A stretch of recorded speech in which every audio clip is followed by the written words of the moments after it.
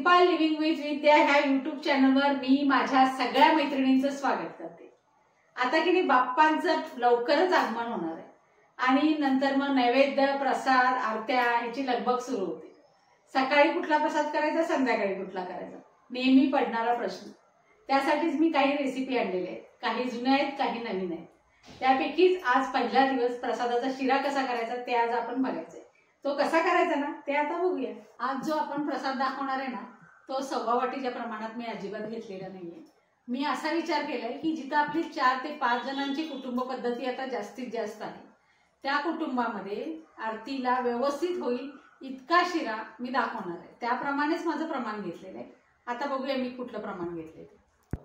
शिऱ्यासाठी मी रवा घेतलेला आहे 1 वाटी, त्यानंतर 1 वाटीला थोडीशी कमी साखर घेतलेली आहे, कारण बरोबरला बरोबर जर साखर घेतली ना तर शिरा खूपच गोड होतो। पण तुम्हाला जर गोड अगदी आवडत असेल ना तर तुम्ही नक्कीच भरून घेऊ शकता वाटी। त्यानंतर काही ड्रायफ्रुट्स घेतलेले, ज्यामध्ये मी काजू, बदाम, मनुके आणि पिस्ता घेतलेले आहे। हे ऑप्शनल आहे, घाला किंवा नाही घाला, ह्याच्यामुळे काही तसा फरक पडत नाही।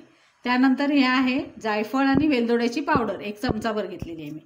आणि हे तूप आहे जे मी पातळ करून 1 वाटी घेतलेले आहे। आणि हे आहे दूध, हे 2 वाट्या दूध घेतलेलं आहे मी। 2 वाटीपेक्षा जास्त जरी घ्यायला लागलं तरी घ्या, कारण काय माहिती काय, पाण्यामध्ये पटकन रवा शिजला जातो, तसं दुधामध्ये शिजायला थोडंसं कमी पडत असते। त्यामुळे दूध घेताना थोडंसं किंचित वर घ्यायचं प्रमाण।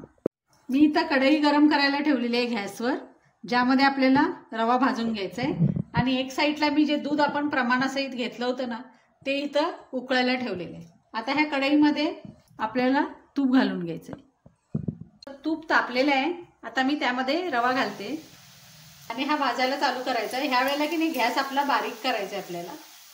रवा आहे तो एकदम बारीक घ्यायचा नाही, मध्यम किंवा मोठा असा घ्यायचा, ज्यामुळं आपला जो शिरा होतोय ना तो छान फुलला जातोय, दाणेदार होतोय।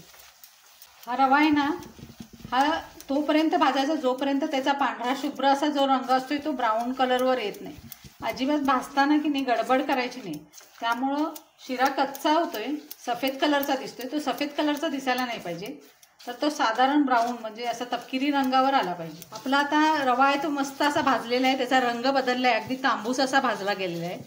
आता ना ह्यामध्ये आपल्याला आपण जे साईडला दूध जे गरम करायला ठेवलेलं आहे ना ते उकळलंय, मी गॅस बंद केलेला आहे। आता ते दूध आहे ना ते ह्यामध्ये आधी सुरुवातीला दूध घालून घ्यायचं आपल्याला।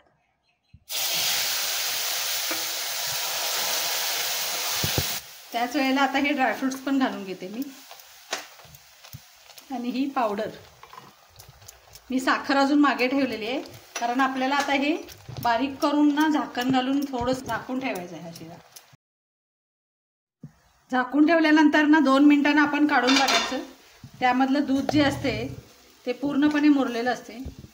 आणि तुम्हाला दूधच घातलं पाहिजे असं काही नाही, दुधाऐवजी तुम्ही पाणी घातलं तरी चालेल।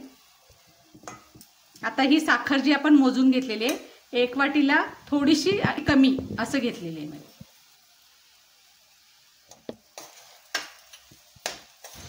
आणि किंचित असं मीठ घालायचं आहे, कुठल्याही गोड पदार्थाला थोडंसं मीठ घालायचं असते, अगदी किंचित असं घातलंय मी। हे आता मिक्स करायचं व्यवस्थित असं साखर, आणि पुन्हा एकदा आपल्याला हे झाकून ठेवायचं। 2-3 मिनिटं झालेत आपली, आणि आता आपण काढून बघूया। मस्त असा शिरा आपला झालेला आहे, छान अशी साखर विरघळली त्याच्यामध्ये, आणि मऊ असा अगदी झालेला आहे हा शिरा। हे बघा किती छान झालंय, एकदम सॉफ्ट झालेला आहे आपला शिरा। आता ना आपण हा सर्विंग बाउलमध्ये काढून घेऊया।